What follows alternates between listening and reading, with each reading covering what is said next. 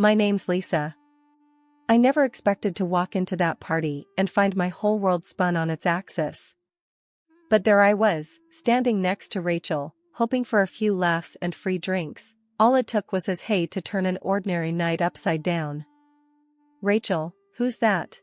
I nudged her side, eyeing the guy with the easy smile and hands shoved casually into his jeans pockets. Oh, that's James. She half shouted over the music, went to college with him. Real chill guy. You wanna meet him? Sure, I shrugged. New faces meant new stories, but nothing prepared me for the instant connection. James had this way of talking like you were the only person in the room. And those green eyes? They didn't hurt either. So, you like the Rolling Stones? He caught me eyeing his t-shirt. Vintage band tees were everywhere, but I actually meant it when I said, only someone who really digs good music would wear Mick Jagger on their chest. He laughed. Are you calling me out or complimenting me? Guess you'll never know, I teased back. We were inseparable by the end of the night. We spoke about everything, from our love for old-school rock to the names we'd pick for our future pets.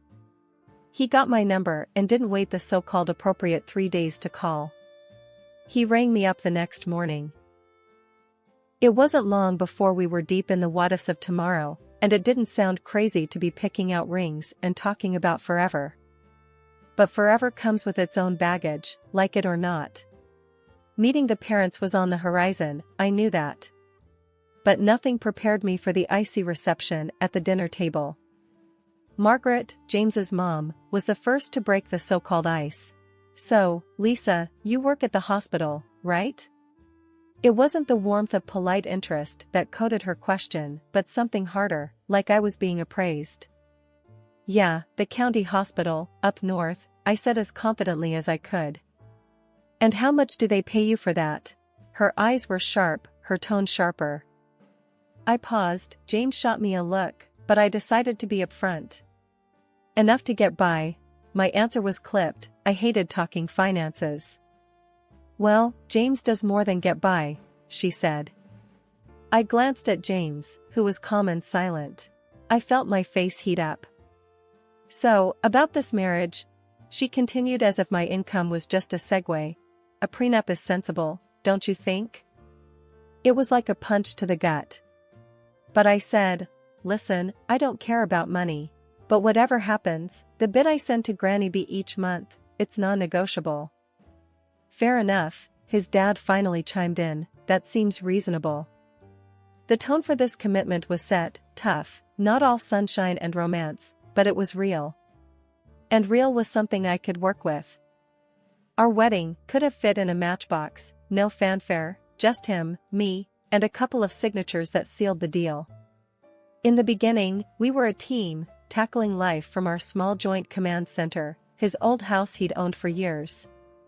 We had set up a system, half on everything. When I think about that time, it seemed straightforward. We wrote up a budget, penciled in time for chores, and even cooking was something we did together. There was comfort in the routine, in knowing what to expect when we both got home. He used to count minutes until I got home.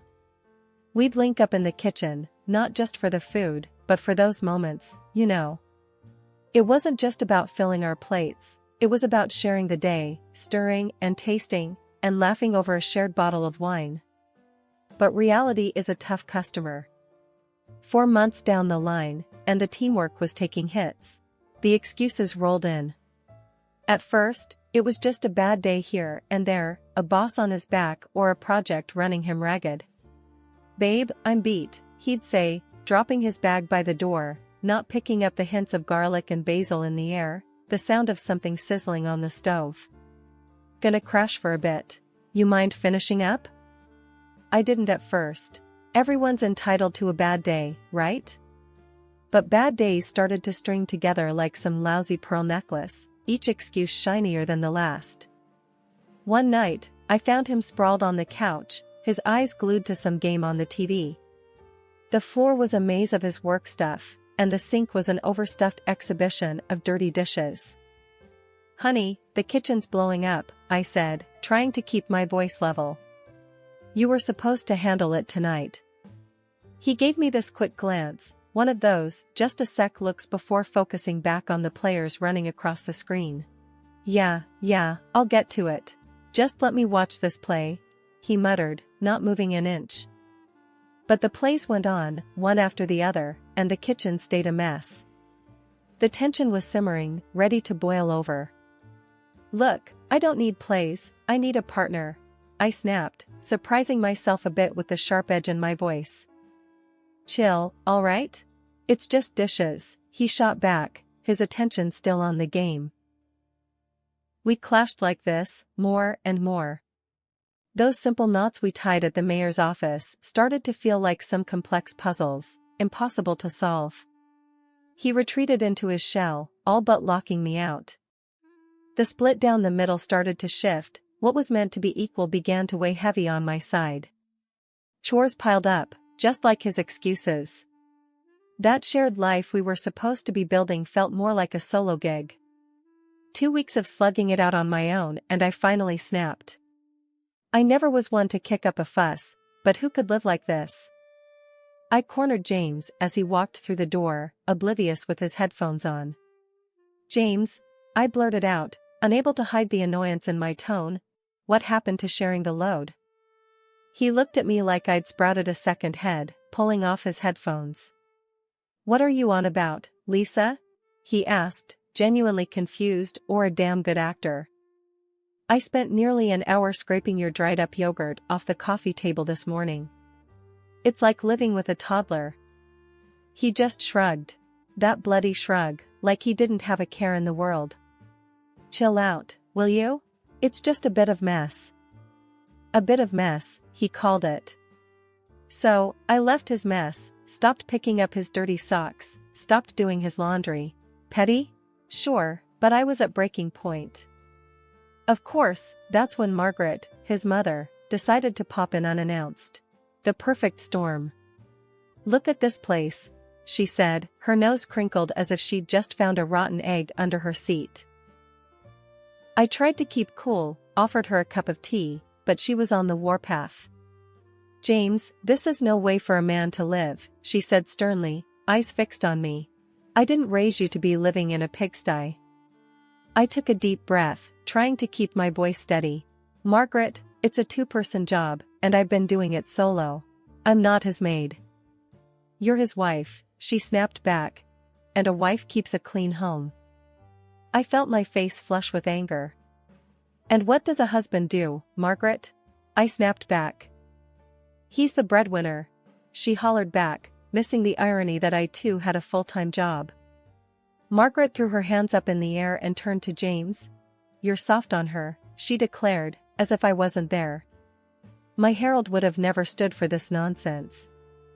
I wanted to tell her where Harold could stick it, but I held back. No point in making things nastier. Margaret stormed out, slamming the door with such force the family photos rattled against the wall.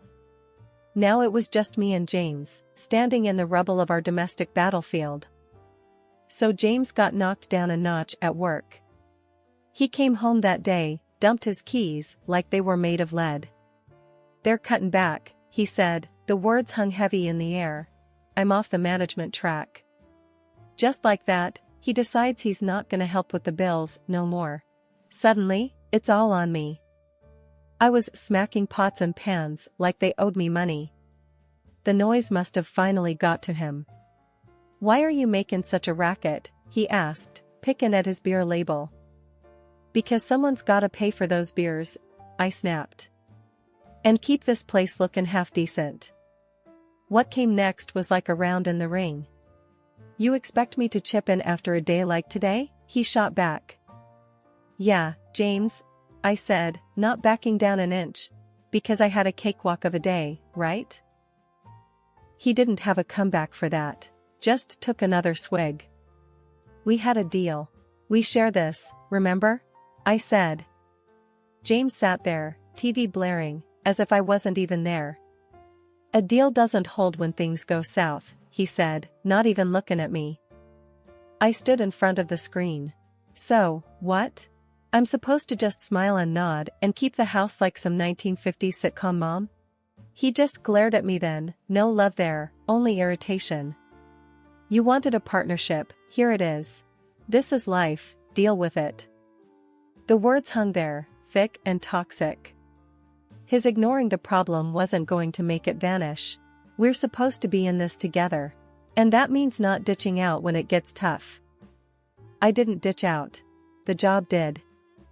I wanted to shout, to yell, to make him see sense, but I knew it wouldn't get through. Instead, I let out a cold, hard laugh. Good, and I'll do what? I'm not your maid, and I'm not an ATM. We'll see how long that lasts, he muttered, barely audible over the din of the TV. I turned off the TV. We'll see how long we last if this is how it's gonna be. Silence filled the room, thick as the dirt I'd been cleaning all day. He looked away, I stormed off to bed. No more words that night, none that mattered anyhow. They were all bitter, all spat out with hurt more than real heart, but they stuck with me, like thorns in my side. The tension in the house was like walking into a wall of ice. Barely a word was passed between us without a sharp edge. James had taken to eating his meals alone, meals that Margaret dropped off with a thud at our door. I could hear the plastic containers hitting the wood, like the gavel of a judge passing sentence. So, what are we having tonight? I asked, poker-faced, as James marched past me, Margaret's cooking in hand. Does it matter? He barely glanced my way. It's not like you're eating. It was true. I didn't have the stomach for food, not for what was in those containers. It was more than lasagna or stew, it was a heavy dose of rejection, served up by Margaret, and it had seeped into every room of the house. Then Granny B called. Cheerful and active, I could almost smell her lavender perfume through the phone. A visit from Granny could turn a place upside down, and that's what I sorely needed. A gust of fresh air. I'm packing my bags, baby girl, she chuckled, but I heard the steel underneath, a will that had gotten her through tougher times than this. I need to see your life. I broached the subject over dinner, a silent affair, with the clinking of cutlery replacing conversation. Granny B wants to visit, I said, dropping the bomb without preamble. James paused mid-chew, his eyes hardening. Here? Stay with us? I nodded, gripping my fork like a lifeline. He shook his head, speaking with his mouth full like he suddenly forgot manners existed. No chance. Margaret wouldn't like it. Since when do we schedule our life around your mother? The boldness of my words surprised even me. Margaret's voice sliced through from the doorway. Since it's our house, girl. You just live here. The unfairness of it choked me like a noose. Your son and I are supposed to be building a life together, Margaret. She snorted. A life? You call this a life? Look at you two.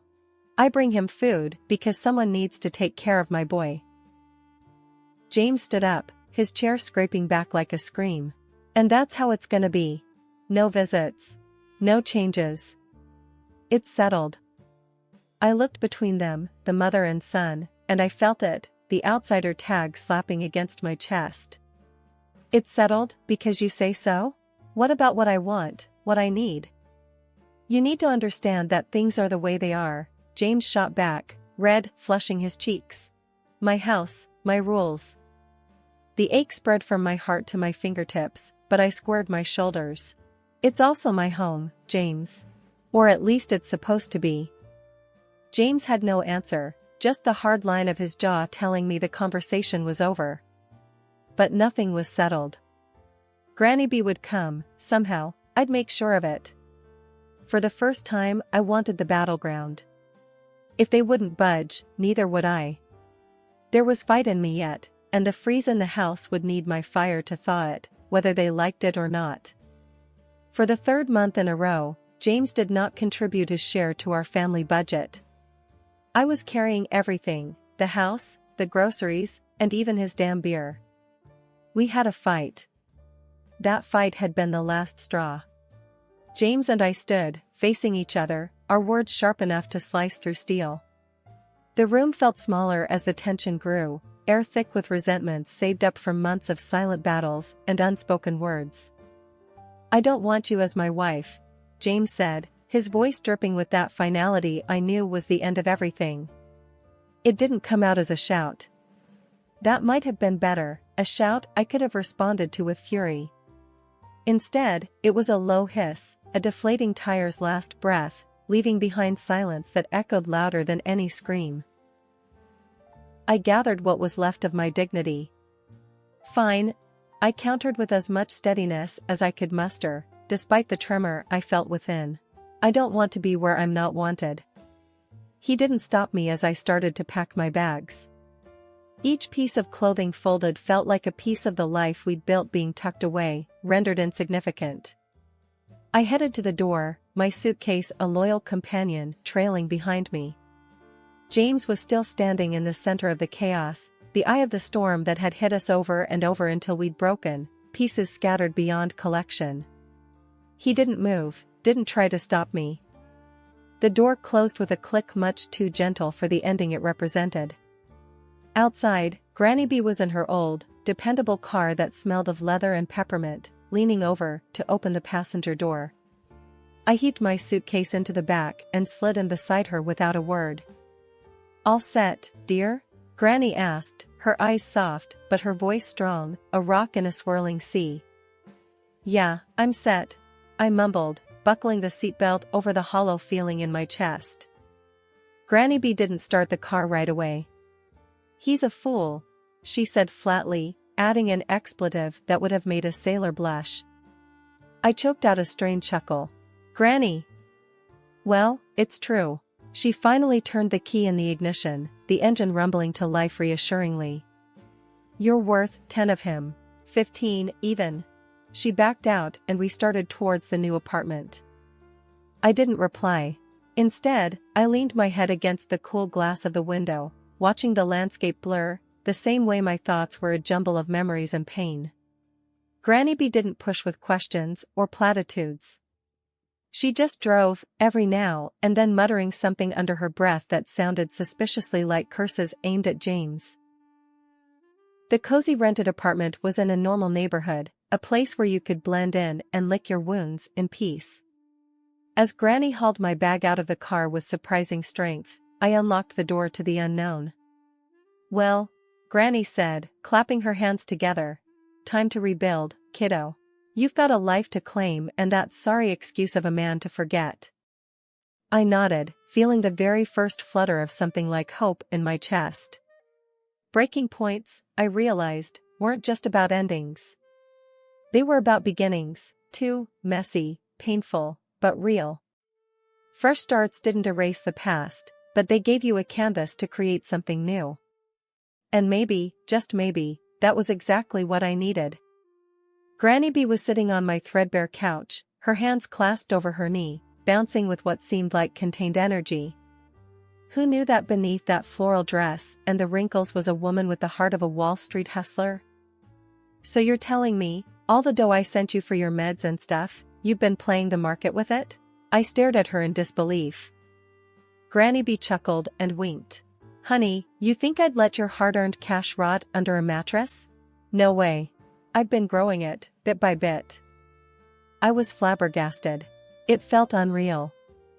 I crunched the divorce papers in my hand, knowing that what Granny B had just told me was going to flip the script in a major way. James and Margaret, the perfect couple from next door, agreed to meet us one last time. Probably thought they could offer me some friendly advice on starting over. Margaret opened the door, all fake smiles. "Well, if it isn't the soon-to-be single lady. Come in, we were just talking about you." James sat at the dining table, smirking without a care in the world. "Good of you to come by. We need to talk about the neighborhood, now that you'll probably be moving somewhere more, affordable." I clenched my jaw but remembered Granny's news. I needed this. "Actually, James, I won't be going anywhere." Granny B piped up. "She's got a juicy bit of news. Tell hon." I enjoyed the suspense stretching their faces tight. Turns out I got a little nest egg waiting for me. Granny's been smart with the money. James laughed, harsh and loud. What? Did you win the lottery or something? Granny B grinned, sharp as a tack. Better. I turned her spare change into a cool 2 mil. The smiles fell off James and Margaret's faces like overripe fruit. 2 million? Margaret's voice came out strangled. Yep, and I don't plan to spend it on this neighborhood. My words felt heavy as I watched their painted-on warmth crumble. Granny slapped a hand on her thigh, triumphant. Ain't that something?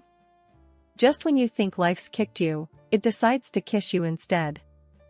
James started babbling something about how half of this money belongs to him. I burst out laughing, reminding him of the prenuptial agreement I had signed.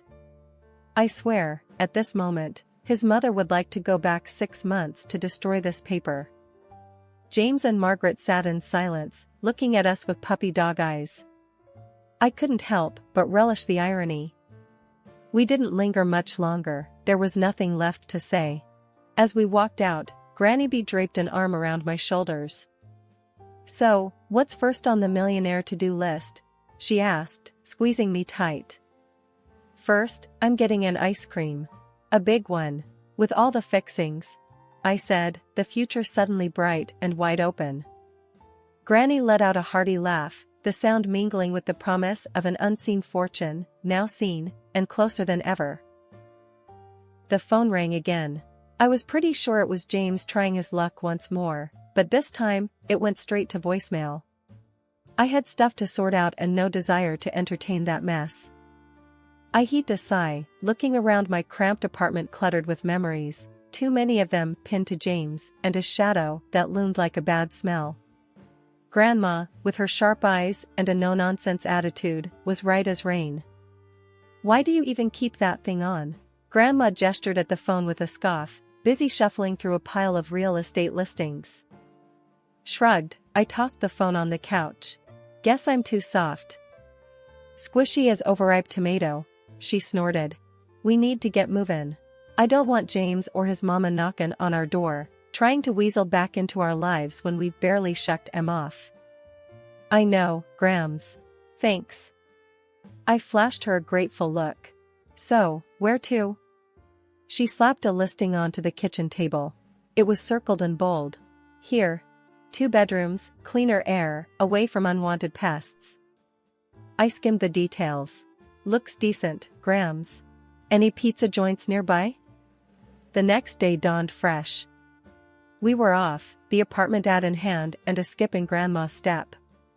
The listing agent met us at the property, all smiles and slicked back hair, reeking of too much aftershave. Welcome, ladies. He extended his hand right at Grandma. She eyed it like it was a dead fish, but shook it all the same. Cut to the chase, hotshot. We're not here for pleasantries. I bit back a laugh as the agent's smile twitched. Of course, of course. He quickly unlocked the door. This way, please. The place was a gem compared to where we were. Good light, clean floors, and the air didn't hold any of James' cologne. Grandma haggled like she was born in a market stall. The price dropped. Terms changed. By the time we walked out, the agent looked 2 inches shorter. The move went smooth. Neighbors were quick to say hi, a couple of them inviting us over for beers and a barbecue. Asked about my story, but I kept it simple.